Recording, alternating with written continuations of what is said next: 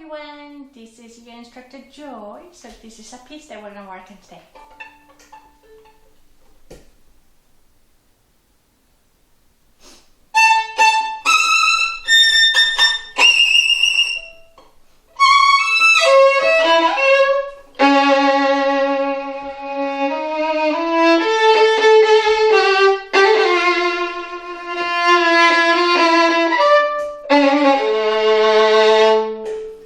This was Lalo Symphonie Espanole.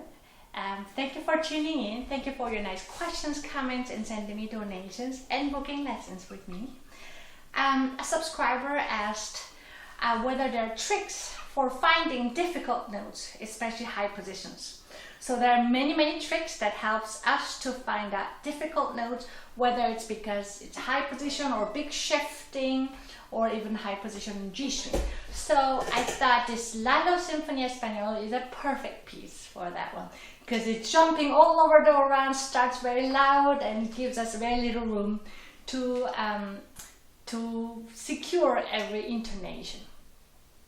Okay, so the tricks for finding a difficult note, most of them are in a very high position. There are a couple of things. First, you can do left hand pizzicato to find one. Let's say the first one is A, the third position, the first finger.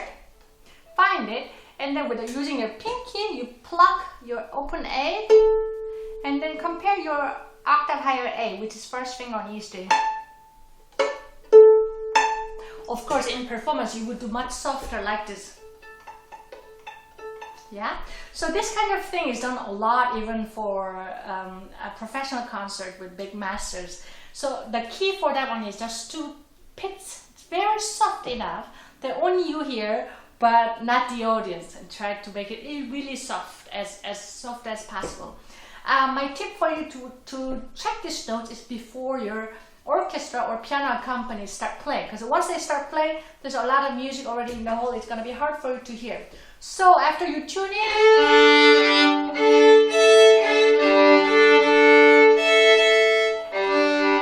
all right, then you find moment,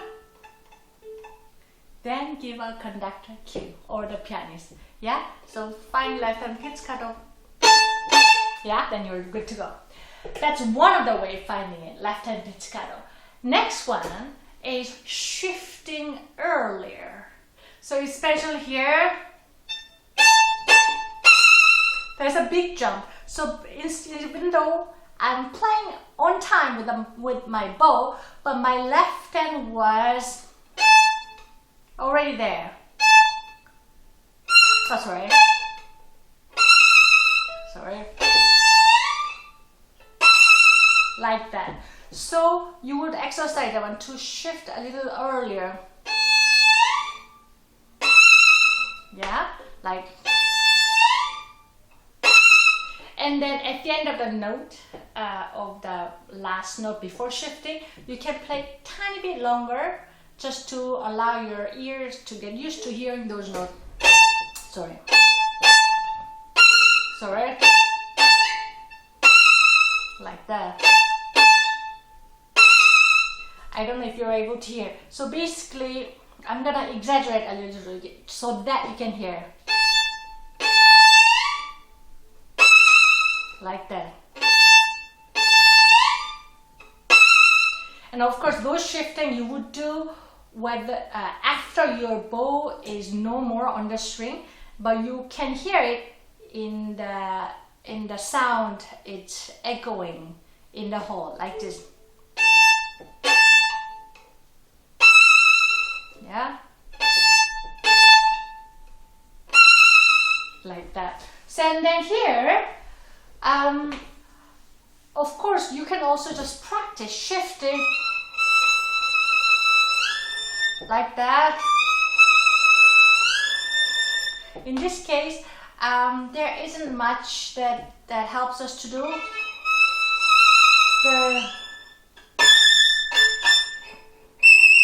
Like that.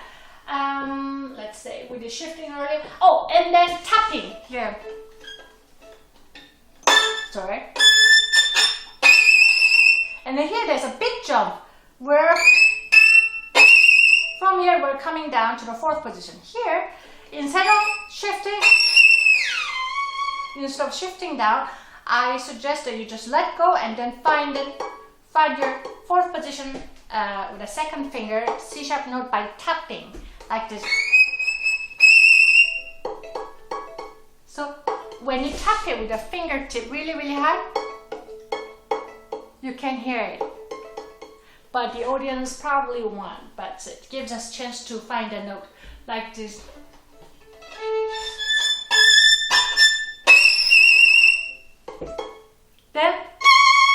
Then you got it, yeah? So tapping, like. Then next one, here, when you shift, there's a big shift.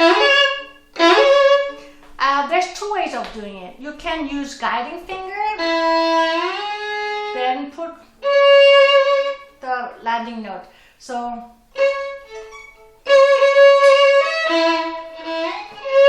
you would exercise like that.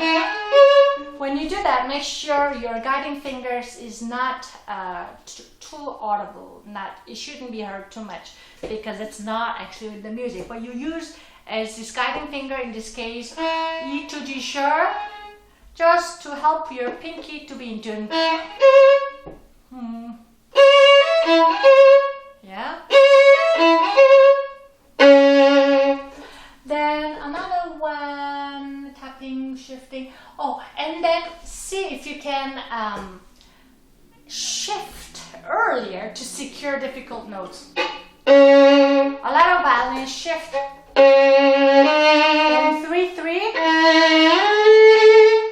I find it quite dangerous. So what I suggest is shift while it's easy enough.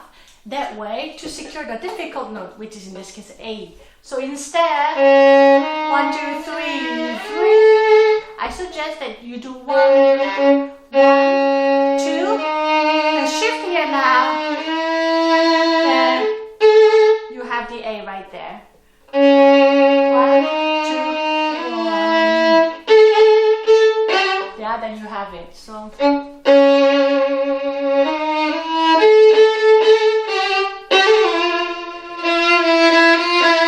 Then here, there's a harmonics happening. In this case, you can just leave the note as a harmonics, but sometimes we can use harmonics as to help finding difficult notes. For example, let's go back to the beginning. There's E. Here, this E, you can play harmonics. See if it's very short. Even if you can't vibrate, it doesn't matter, but you have found a note which can be very helpful. So instead of solid notes, which means a finger all the way down, you can do just harmonics, which is easy to find. Yeah. Or sometimes there's sustaining notes. Let's say if this E was not short but rather long notes, then you can still use harmonics. After you find a harmonics note, which is easier, then make the note solid. Like that. If you do that, make sure the spot for the harmonics to speak and the solid notes are not exactly the same. So if you're changing from harmonics note to a solid note, you have to go a tiny bit lower. Again, harmonic. Then after finding note, you change to solid note. Yeah? If you play exactly, if you press the finger down where the harmonics was, then it will be sharp. Do you see that? So you have to make it a little lower. So you can use harmonics to find the notes, a difficult note. Let's say, and then the last one. Sometimes when you have like octave, repeating octaves happening, like